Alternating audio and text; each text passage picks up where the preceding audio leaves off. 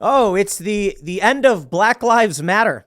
Daily Mail says Black Lives Matter is headed for insolvency after plunging $8.5 million into the red. But founder Patrisse Cullors' brother was still paid $1.6 million for security services in 2022, while sister of board members earned $1.1 million for consulting. Board member, not members. Consulting. It was a good run. It was a good run, Black Lives Matter, but you're done. The Daily Mail reports Black Lives Matter national organization is at risk of going bankrupt after its finances plunged $8.5 million into the red last year, while simultaneously handing multiple staff seven-figure salaries. Now, I gotta wonder, how do you do that? Seriously, how do you give people seven-figure salaries and not have the money? That's what I gotta wonder. Financial disclosures obtained by the Washington Free Beacon show the perilous state of BLM's Global Network Foundation, which officially emerged in November 2020 as a more formal way of structuring the civil rights movement. Now, I don't trust that these people had the best of intentions. I think they were making them rich off your backs. But hey, if you're in a cult, far be it from me to tell you how to spend your money.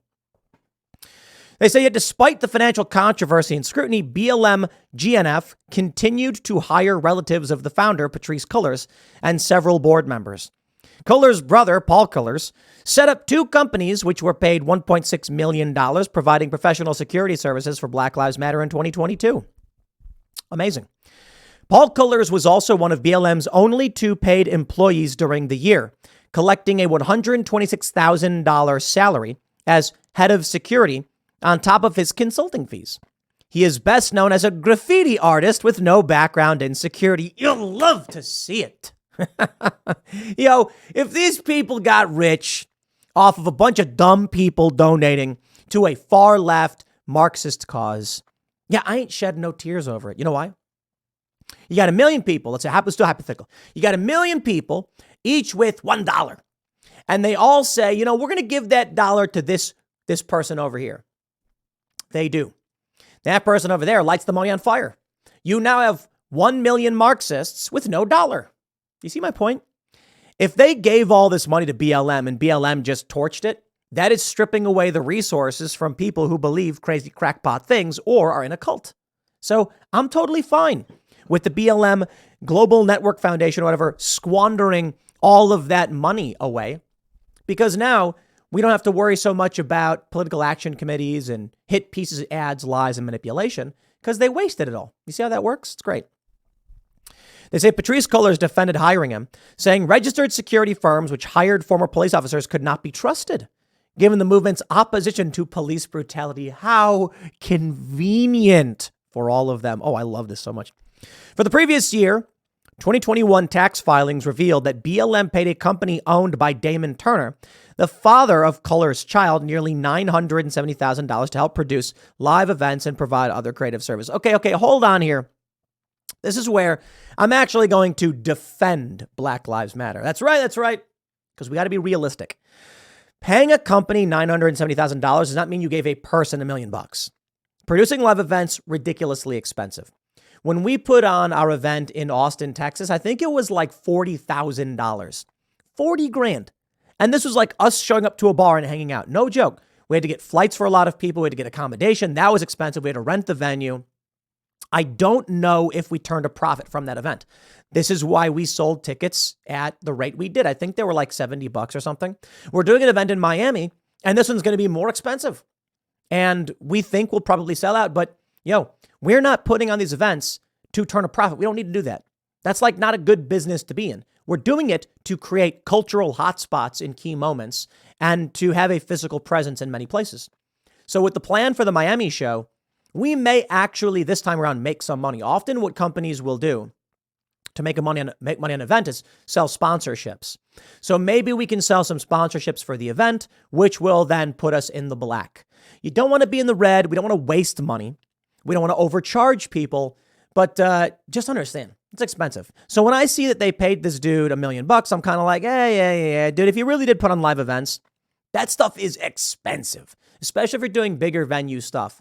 That being said, I'm not saying they're all completely innocent. They're still hiring their friends and family to do it. Cullors resigned in May 2021. While Patrisse Cullors was forced to resign due to charges of using BLM's funds for her personal use, it looks like she's still keeping it all in the family, said Paul Kamenar, an attorney for the National Legal and Policy Center watchdog group. Shalomia Bowers, who took over from Cullors when she resigned, also benefited handsomely from the group.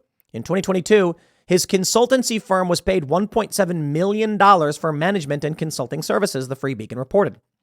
And the sister of former Black Lives Matter board member Raymond Howard was also employed in a lucrative role as a consultant.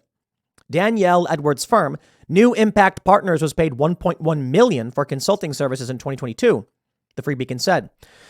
BLM GNF also agreed to pay an additional $600,000 to an unidentified former board member's consulting firm in connection with a contract dispute. I really think all of this consulting is just a trick. I don't trust it. It's like the easiest way to funnel money out of a company. It's like, oh, they were consulting us. Yeah, dude, I don't buy it. But I know, far be it from me to accuse BLM of any wrongdoing. I am curious how they went negative $8.5 million. The nonprofit group ran an $8.5 million deficit, and its investment accounts fell in value by nearly $10 million in the most recent tax year. So it's actually really simple. Basically, what happens is if they have $50 million in the bank and they bring in $10 million a year, but then they spend $18.5 million, they have the savings and they run an $8.5 million deficit, putting them in the red. That's how it would work. Or something like that. The group logged a $961,000 loss on a securities sale of $172,000, suggesting the group sustained an 85% loss on the transaction. Further details of that security have not been shared.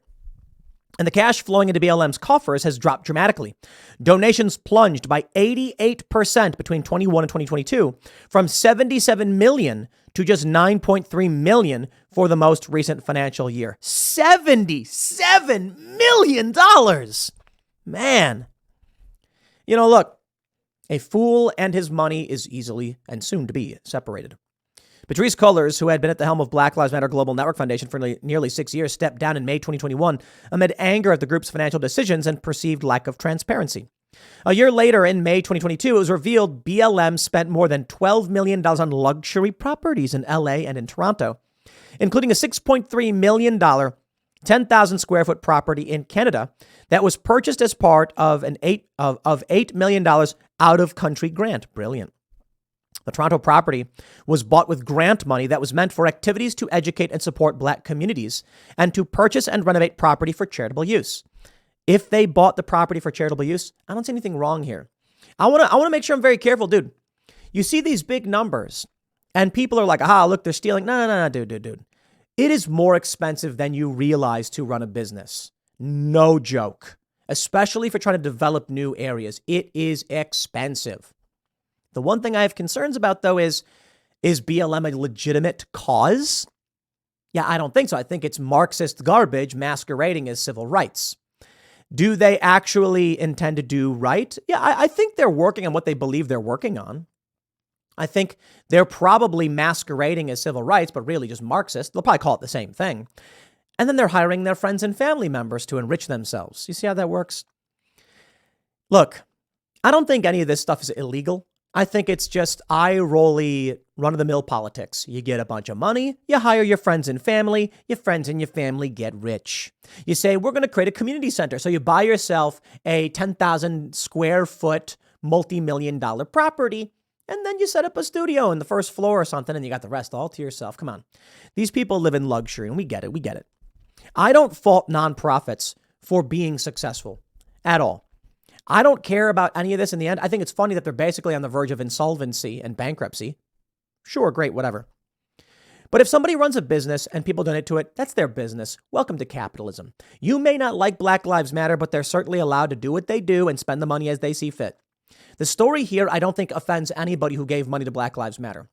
When it was that Bannon and that guy did that build the wall thing, and then they criminally charged the guy because he took his salary when he said he wasn't going to do it. I'm like, yeah, he probably shouldn't have done that. But do you think anybody who donated actually cared? Nope. But they'll come after you. So I'll just put it this way. If they're going to go after Bannon, this other guy, because of the build the wall stuff, I expect to see the federal government go after BLM for much the same way. If this is equality under the law, then so be it. But I got to be honest, I don't think they will. I'll leave it there. Next segment's coming up at 6 p.m. on this channel. Thanks for hanging out, and I'll see you all then.